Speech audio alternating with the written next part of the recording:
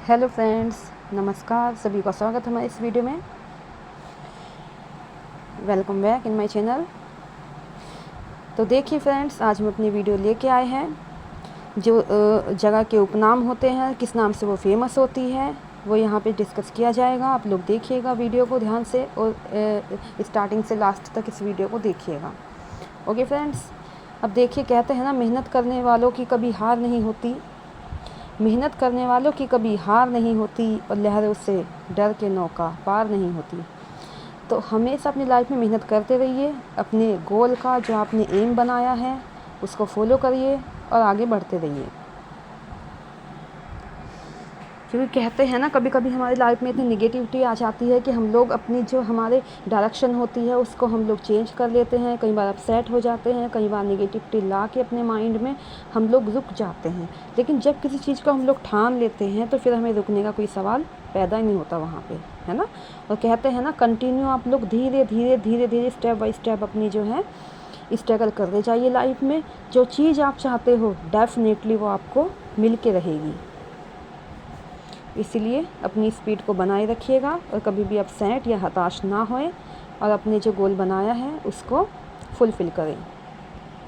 तो देखिए, इसी क्रम में हम लोग अपने छोटे छोटे टॉपिक को लेके आते रहते हैं आप लोगों की हेल्प के लिए, जिससे कि जो इम्पोर्टेंट पॉइंट है वो यहाँ पे हम लोग डिस्कस करें और थोड़ा अच्छे ढंग से समझाया जाएगा यहाँ पे, जिससे कि आप लोगों को हेल्पफुल हो। तो आई होप आपको वीडियो अच्छी लग रही है हमारे चैनल पे। आप लोग विजिट करिएगा और कमेंट करके ज़रूर बताइए कि आपको वीडियो कैसी लगती है। देखिए, कोई भी चीज़ छोटे लेवल से ही उठ के बड़े लेवल तक पहुंचती है। कभी भी हम लोग सोचते हैं कि कोई भी हम लोग लाइफ में अपना शॉर्टकट अपना लेंगे तो शॉर्टकट हम लोग कहीं कहीं काम नहीं देता है, यानी कि शॉर्टकट भी हम लोग कहीं कहीं अपना पाते हैं, वो भी बहुत कम जगह पे। जबकि कहते हैं ना, आप लोग स्टेप बाय स्टेप मेहनत करेंगे, अच्छे ढंग से मेहनत करेंगे और लगे रहेंगे और चीज़ों में जो है बदलाव करने की कोशिश करेंगे तो डेफिनेटली आप लोग जो चाहते हैं वो जीवन में ज़रूर आपको मिलेगा।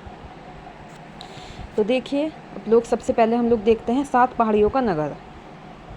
7 पहाड़ियों का नगर किसे कहते हैं? रोम। रोम एक देश है, उसको 7 पहाड़ियों का नगर कहते हैं। इसके कई उपनाम दिए हुए हैं, रोम के कई उपनाम हैं। इन्हीं में जो है क्वेश्चन बनते रहते हैं और हम लोग कंफ्यूज होते रहते हैं कि 7 पहाड़ियों का नगर रोम है तो पोप का शहर दूसरा कोई होगा, रक्तवर्ण महिला दूसरी कोई होगी, लेकिन ऐसा नहीं होता है।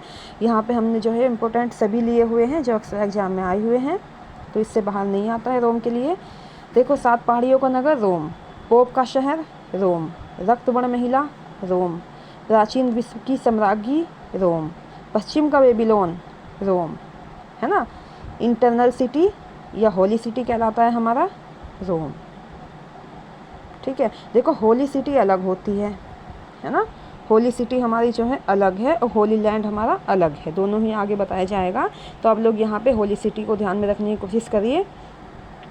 तो 7 पहाड़ियों का नगर हमारा रोम, पोप का शहर आ जाए तो रोम को कहते हैं, रक्तवर्ण महिला आ जाए तो भी हम रोम को कहते हैं, प्राचीन महिला की सम्राज्ञी भी रोम को कहा गया है, पश्चिम का बेबीलोन रोम कहा जाता है, यानी कि रोम जो है पश्चिम का देश है हमारा, पश्चिम का बेबीलोन कहा जाता है रोम को। इंटरनल सिटी या होली सिटी कहा जाता है, ये भी हमारा रोम होता है। अब नेक्स्ट हम लोग देखेंगे, नेक्स्ट हमारा आता है एंटीलीज का मोती। एंटीलीज का मोती क्या है? क्यूबा, है ना। पर्ल ऑफ एंटीलीज हमारा कहलाता है क्यूबा। देखिए कि जो हमारे वर्ड होते हैं वो घुमा फिरा के भी ये लोग दे देते हैं, ठीक है। तो हम लोग वहाँ पे कंफ्यूज हो जाते हैं, समझ नहीं पाते हैं, फिर हम लोग क्या है, क्वेश्चन हमारा गलत हो जाता है और हम लोग सोचते हैं अरे ये तो हमें सब याद था, फिर गलत कैसे हुआ? गलत इसीलिए हुआ क्योंकि पहले होता था एग्जाम में बेसिकली जो वो लोग सीधे क्वेश्चन पूछ लेते थे, लेकिन अब जो है उन चीज़ों में बहुत बदलाव हो गया है। चीज़ें या तो डीपली पूछी जाती है क्वेश्चन, या फिर साइड बाय साइड इधर उधर का क्वेश्चन पूछा जाता है ना। तो आप लोग अपनी तैयारी को इस ढंग से करिए, चाहे किसी भी लेवल या किसी भी क्लास की तैयारी हो। देखो, मैं ये नहीं कहूँगी कि हाँ छोटे क्लास की तैयारी है या फिर आप कंपटीशन की तैयारी कर रहे हैं या बड़े लेवल की कर रहे हैं, जो सा भी आपका लेवल है उसी हिसाब से आप लोग तैयारी ऐसे रखिएगा कि जो की पॉइंट है वो आपको याद होना चाहिए, है ना। उसके रिलेटेड कोई भी क्वेश्चन आए तो आप लोग उसको आसानी से सॉल्व कर पाए एग्जाम रूम में बैठ के। तो देखिए, एंटीलीज का मोती कहलाता है हमारा क्यूबा। और फिर आता है हमारा क्वेश्चन नेक्स्ट, देखिए यही घुमाया गया है, sugar bowl of the world. Sugar bowl of the world, अब sugar bowl of the world हमारा क्या है? क्यूबा है। और हम लोग sugar bowl of the world हमने याद किया है, एग्जाम में वो पूछने लगे कि विश्व का चीनी का कटोरा किसे कहते हैं, तो हम लोग बैठे हुए वहाँ पे देखेंगे, क्योंकि जहाँ पे अगर हम लोग मोटा मोटा याद करेंगे तो हम लोग वहाँ देखेंगे बैठे हुए, अरे हमने तो sugar bowl of the world याद किया था, और यहाँ पे क्या आ गया, भारत में चीनी का कटोरा नहीं, विश्व का चीनी का कटोरा किसे कहा जाता है, तो विश्व का चीनी का कटोरा होता है हमारा क्यूबा, है ना। विश्व में जो चीनी का कटोरा होता है वो हमारा क्यूबा होता है। दोनों ही क्वेश्चन आप लोग ध्यान रखिएगा क्यूबा के ऊपर। फिर नेक्स्ट हमारा आता है गगनचुंबी इमारतों का नगर। अब देखो गगनचुंबी इमारतों का नगर कौन सा, हमारा न्यूयॉर्क। गगनचुंबी से मतलब क्या है, यानी कि न्यूयॉर्क में इतनी बड़ी बड़ी ऊंची ऊंची बिल्डिंगें बनाई गई है ना विश्व की, कि वो आसमान को छूती हुई दिखाई देती हैं। नीचे से कोई व्यक्ति अगर बिल्डिंगों को देखता है ना ऊपर को, तो लगता है माना कि वो आसमान को ही छू रही है ना। गगनचुंबी इमारतों का नगर कहलाता है ये। और ऊपर से देखने में कोई व्यक्ति जो है वो चींटी के समान दिखाई देता है वहाँ पे, क्योंकि उन बिल्डिंगों की हाइट इतनी ज़्यादा होती है कि हम लोग नीचे से अनुमान ही लगा सकते हैं कि वो कितनी ऊंची होंगी। तो विश्व में सबसे ऊंची बिल्डिंगें पाई जाती है हमारी न्यूयॉर्क में। अब नेक्स्ट हमारा आता है pearl of the Orient. Perl of the Orient कहते हैं हम लोग सिंगापुर को। पर्ल ऑफ द ओरिएंट भी सिंगापुर कहलाता है ना, और सिलिकॉन सिटी भी सिंगापुर कहलाता है, याद रखिएगा आप। हवा वाला शहर या गार्डन सिटी किसे कहते हैं, हवा वाला शहर या गार्डन सिटी कहते हैं हम लोग शिकागो को, क्योंकि शिकागो में बहुत ज़्यादा मात्रा में गार्डन पाए जाते हैं, पेड़ पौधे पाए जाते हैं, यानी कि हरियाली वनस्पति वहाँ पे बहुत अच्छी पाई जाती है। विश्व में सर्वाधिक जो है, इसको ग्रीन सिटी भी हम लोग कह सकते हैं, गार्डन सिटी भी हम लोग कह रहे हैं, वो कहलाती है हमारी शिकागो विश्व में, है ना, हवा वाला शहर।